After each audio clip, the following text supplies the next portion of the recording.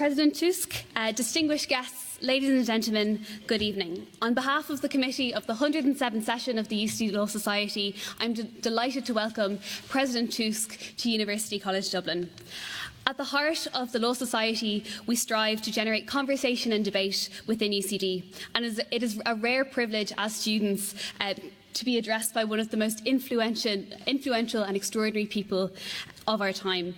I will also present honorary life membership of the Law Society this evening, and this award is in recognition of the extraordinary contribution to European politics. As Prime Minister of Poland, President Tusk navigated the EU crisis through a strong economic policy. And since becoming the President of the European Council in 2014, President Tusk has led the Council through uncertain and turbulent times. I am positive this will be a very enlightening and engaging address, and I would now like to welcome President Tusk to address the Society. Thank you very much.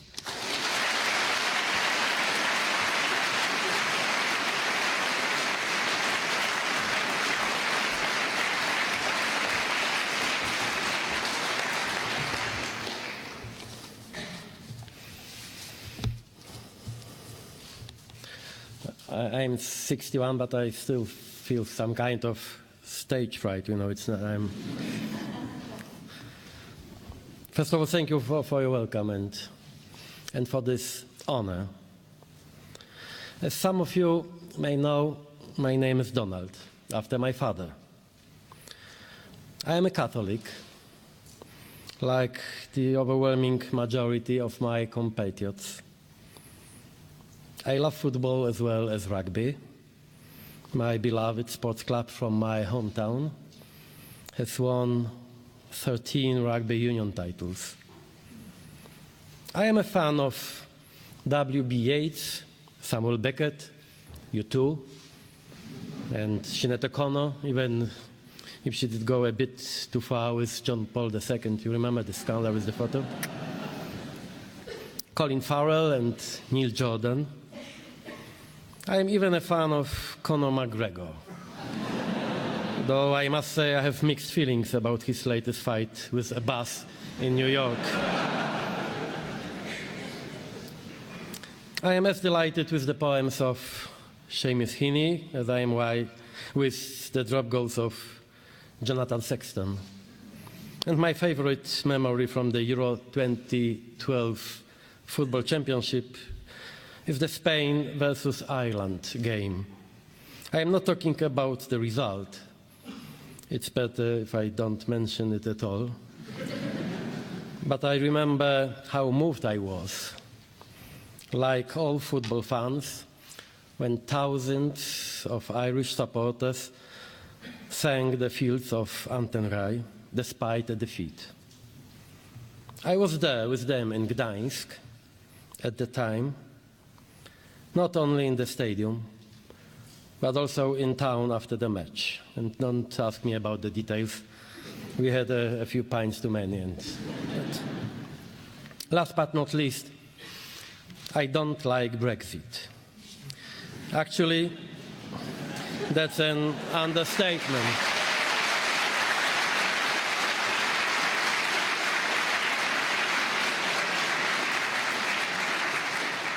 I believe Brexit is one of the saddest moments in 21st century European history. In fact, sometimes I am even furious about it. From what I have told you about myself just now, it might seem that I am more Irish than some of you. Do you know that my political opponents in Poland even call me a redhead? Obviously, for no reason, as you can see. To sum up, it is no surprise that I feel so at home here in Ireland, and that I greatly appreciate your generous distinction and the fact that you have accepted me as one of your own. Going back briefly to Gdańsk, listening to the green crowd singing when it was already 4-0, damn it, I told myself not to mention the result, sorry. I thought to myself that no one celebrates their defeats as beautifully and as heartily as the Irish and as the Poles. And history has given both of our countries quite a few opportunities for such celebrations. Lost uprisings, lost matches, and then singing out loud with tears in our eyes. At this, we have always been the best in the whole world. I heard that the German ambassador to Dublin once famously said that Ireland's history was sadder even than Poland's. As a German, he knew what he was saying. I won't argue with you about who the leader is in this tragic ranking of national misery. What is certain is that Poland and Ireland are both worthy contenders. This could also be one of the reasons why we understand each other so well. But instead of contemplating the past, I would rather recall the words of an alumnus of this university, James Joyce, who said, "History is a nightmare from which I am trying to awake." When you are Irish or Polish, it is not so easy to awake yourself from a nightmare. Historical bad fortune, difficult neighborhood, internal divisions, all of this has meant that through the years we have tasted victory so rarely, while so often swallowing the bitterness of defeat. This is why we should appreciate today's reality even more, both here on this island and in my homeland on the Baltic coast. A reality in which independence, prosperity, peace, and reconciliation have ceased to be just entries in a dictionary of unreal dreams. Today, I think it's an exciting time to be Irish. According to surveys, the Irish are amongst the happiest people in Europe and the most optimistic about their future in the European Union. You are a young nation with the Union's highest birth rate. I really appreciate it, it's impressive. And for several years now, one of its fastest growing economies. You have managed to combine fidelity with the past with a freedom from old anxieties. You became a country of immigration for the first time, receiving more people proportionately than the UK, yet no one ever hears of any problems on this issue from Ireland. You are even moving on from the modern cliches of being the small, brave country that resolved its ancient quarrels and became a successful harnesser of globalization. Meeting your young Taoiseach or watching the exploits of your rugby team, it is clear that something much more interesting is happening. There is a new confidence there, not dependent on the opinions of others. You are the first generation of Irish people with nothing to prove, who look to the future with a calm optimism rather than a determined hope. I would want no less for my own country. Where Ireland goes from here is your free choice. It will be very interesting to see what you do with it. No pressure. Allow me once again to refer to the author of Ulysses, who stated in his Exiles, "If Ireland is to become a new Ireland, she must first become European." I recall these words because they could as well be dedicated to all other European nations, especially now, in the times of Brexit, when European entropy is again starting to compete with European gravity. We have many reasons to be satisfied as a generation which has united Europe, but we have as many reasons for concern as a generation that could still, unfortunately, make it to the gloomy and for sure spectacular show of another European disunion. You may think I am oversensitive to this threat, but our two countries don't need reminding about how much effort, suffering and time is needed to build peace and unity without coercion in the conditions of freedom, and how little time and effort is needed to undermine and demolish this structure. Wherever I look, I can see this dangerous potential for conflict. In my country, today marks the 8th anniversary of the plane crash in Smolensk, where the Polish president and many senior public and state officials died. Shared national mourning quickly changed into a painful and particularly nasty argument that has divided my nation ever since.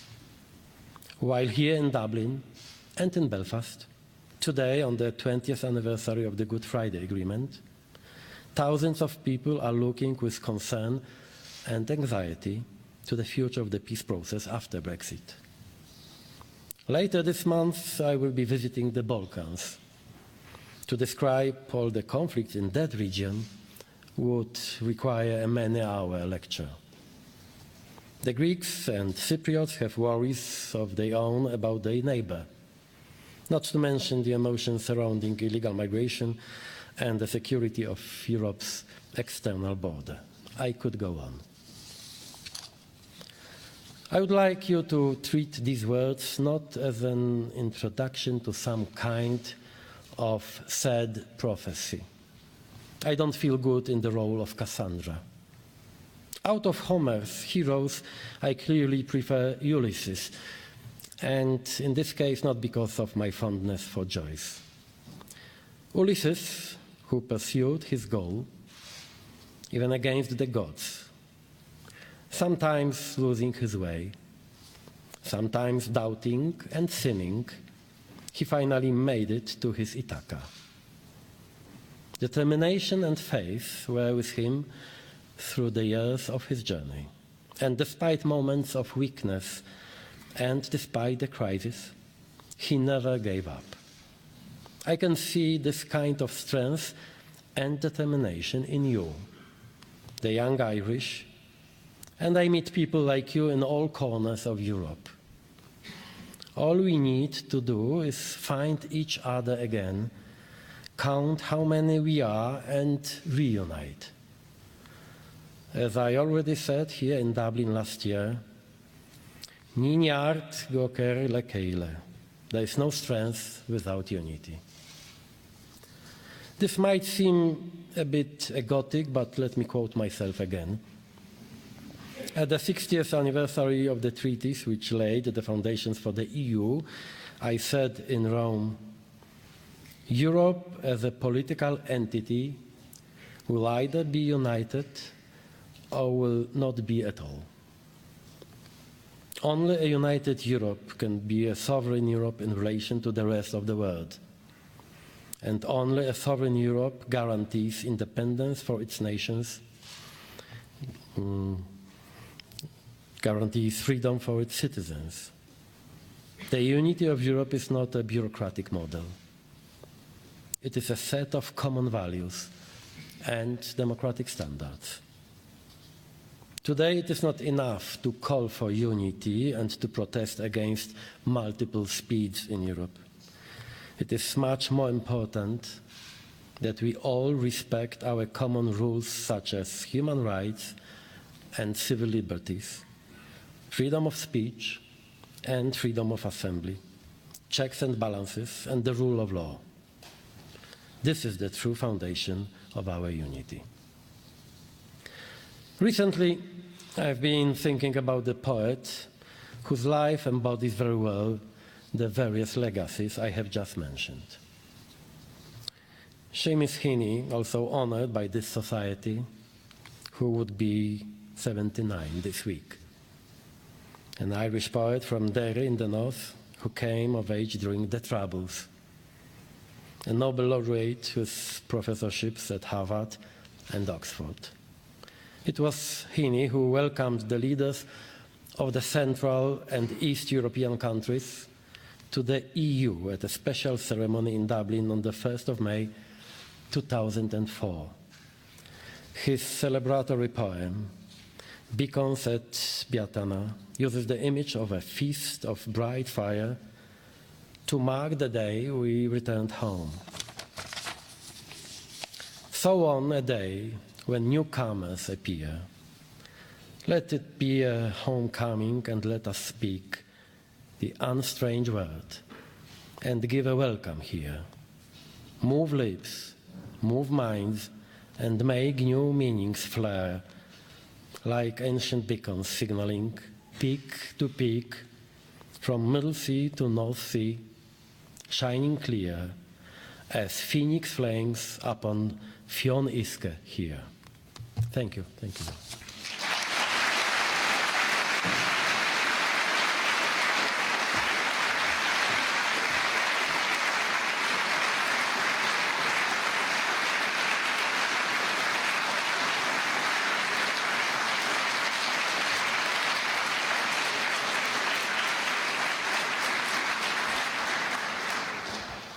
Thank you very much, President Tusk. In terms of the questions that I will put to you, beyond the completion of the monetary and banking union, where do you see European integration moving next?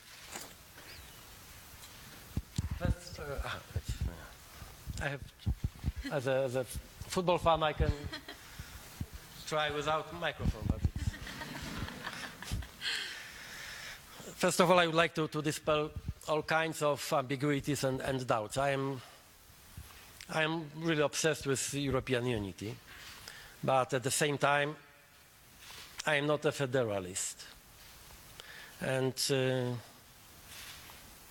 I don't believe in one European nation or one European superstate. I always try to be realist in politics, also in my private life, but it's much easier to be realistic in politics, in my case, you know. And for me, the most important thing in politics is to always to try to achieve what is possible, even if it is sometimes difficult, but first of all, possible. And without unnecessary costs and conflicts.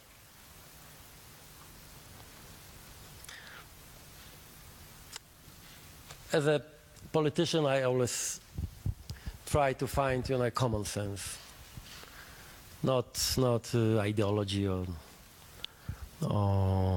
grand visions and great ideas. It's when I was prime minister in Poland, and when someone wanted to be a part of my team, I mean a minister, I used to repeat always that if you and if he claimed that he has grand visions, I used to repeat that, you know, if you have a stubborn grand visions, you have to look for doctor rather than for a post in government. And because in my age it's absolutely clear that the most tragic moment in our history in Europe is because of ideologists. And this is why we'll always prefer pragmatism in politics rather than grand visions. But ad rem. First of all, when it comes to completing the monetary and banking union, I have no illusions that we are able to finalize the whole work by June. I know that, and I have this also in my agenda, but it would be what I feel today. It would be a great success if we achieve even a little progress in this process. Not because of bad will or but because of a clear conflict of interest between some member states. as you know, my role is to find always some kind of consensus between them. And here, the interests are clearly different when it comes to the north of Europe and south, for example. But anyway, I am really determined to finalize our work on this, even if, as a realist, even if I am aware that we can do maybe one step forward. But I think it would be quite, it would be still something very optimistic. Second, in fact, this year will be about Brexit mainly, unfortunately. It means that instead of further integration, I will be dealing with disintegration, in fact. It's, and by this I mean some kind of damage control process. And my main focus will be to eliminate, or at least to reduce, negative side effects of Brexit, with the Irish question, of course, in the center of my attention. The Balkans, I mentioned Balkans in my speech, maybe it's too much to say, but in my introduction. And in May, we'll have a special summit in Sofia, in Bulgaria. My intention is not to discuss a very theoretical idea of, fast process of enlargement and political integration with countries like Serbia, Fyrom, or Albania, or Kosovo, but to decide on some mainly financial decisions. It means this is my idea, my obsession, to prepare a special program for connectivity for the Balkans, which means rather roads and rails and etc. than political very ambitious declarations. This is not because I am against enlargement. As a Pole, it's clear that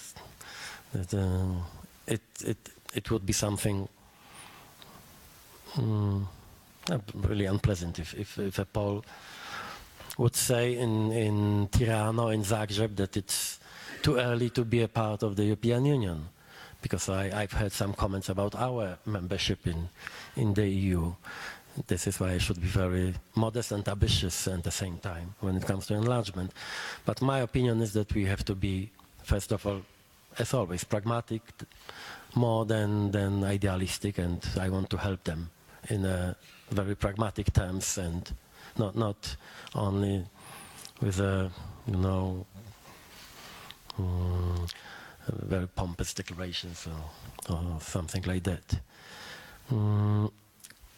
Our cooperation when it comes to defense looks quite promising. I mean, so-called PESCO. This is a new dimension of our cooperation among almost all member states in the EU, and we have just started, in fact. But I think that there is a wide space for more integration in this field, and I think it's really important, because what I feel today is that if we want to integrate Europe more and more, we have to guarantee today, and this is our first goal and our first obligation, we have to guarantee security, or at least a feeling of security, for all the citizens. This, I mean, security for the Europeans in Europe and for Europe in the world. It's of course the connection with illegal migration and the weakness of our external borders is clear here, and this is why for me maybe the most difficult and one of the main tasks is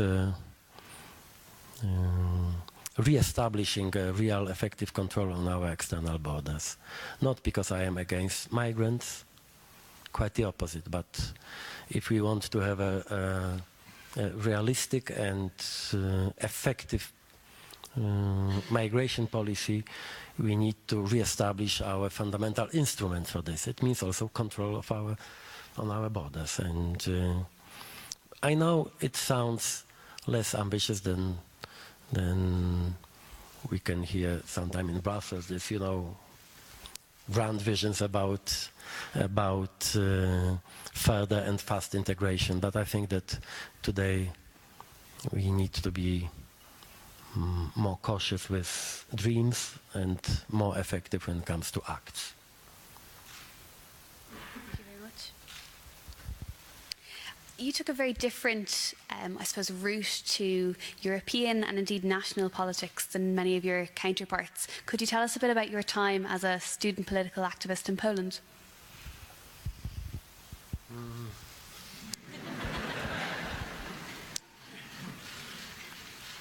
No, it was more than 40 years ago.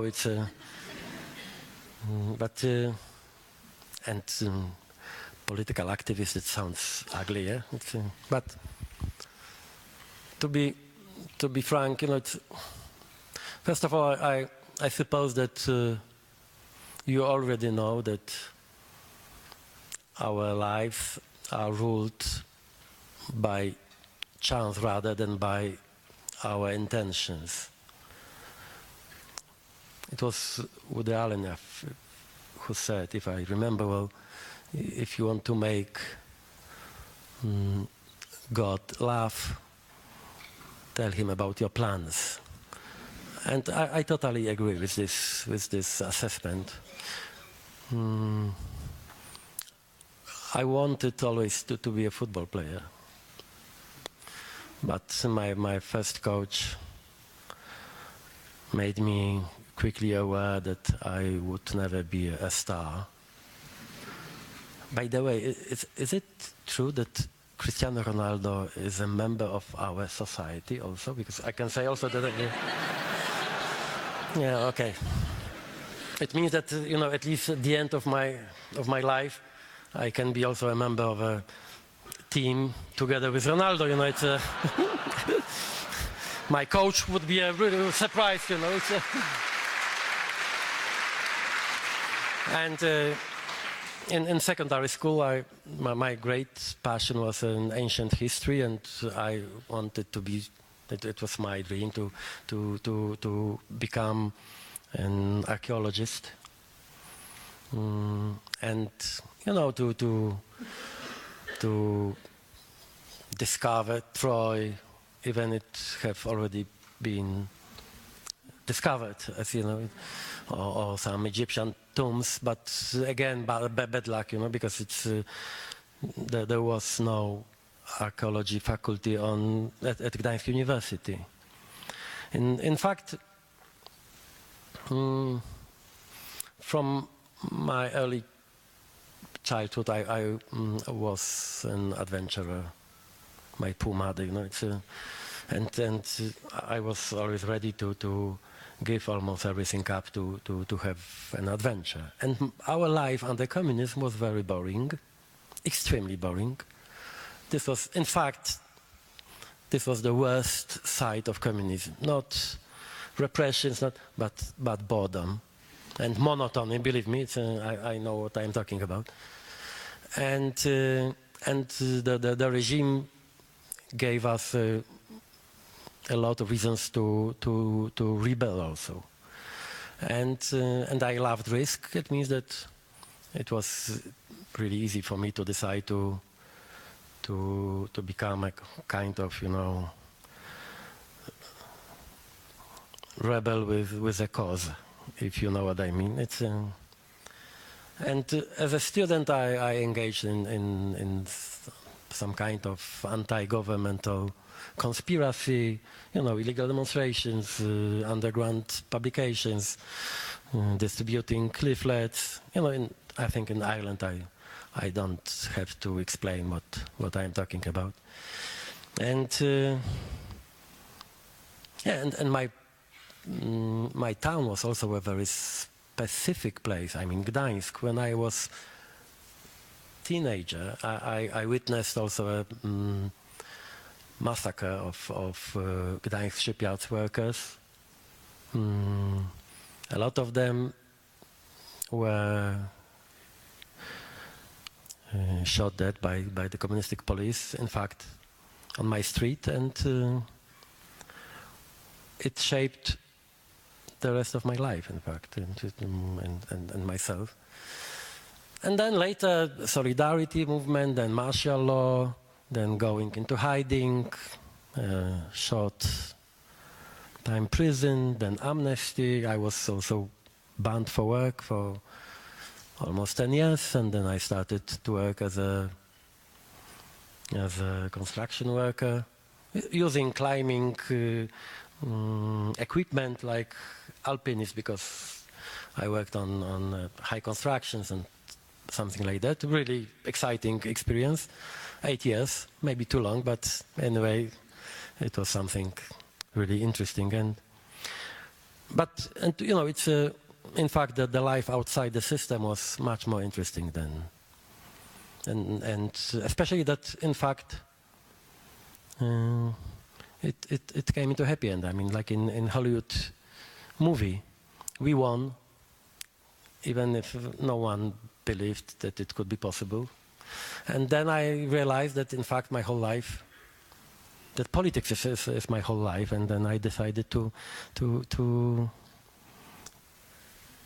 become a, if I can use this word, a professional politician. In fact, against myself, against my nature, because I still think that literature, sport, history, a good company are much more interesting than politics. And as you may know,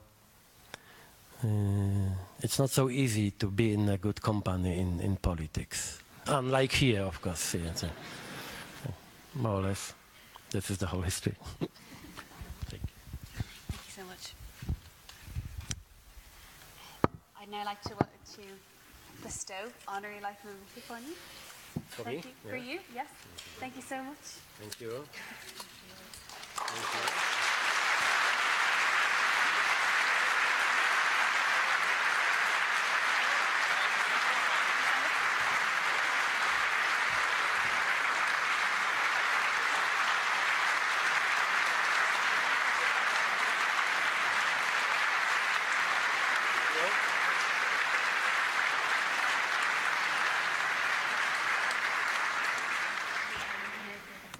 Okay, okay.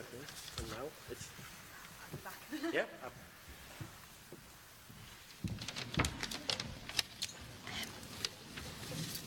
Chain was always too big for me. It's actually my last night, so someone else with maybe broader shoulders can take it on.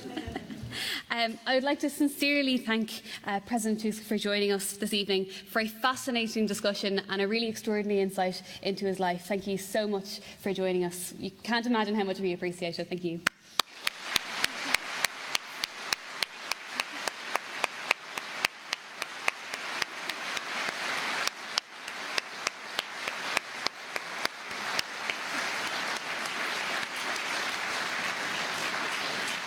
Would like to express my gratitude to UCD, to the Societies Council, and to all of the people that allowed this event to happen. As I said, this is my last opportunity to speak as auditor, and I would like to thank all of the committee of the 107th session. This event would not have been possible without all of your hard work and dedication throughout this whole year. So thank you so much for allowing this to happen. Thank you.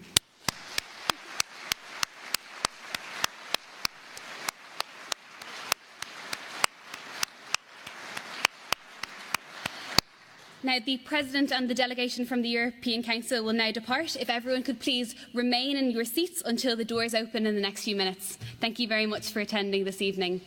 Take care. Stay home.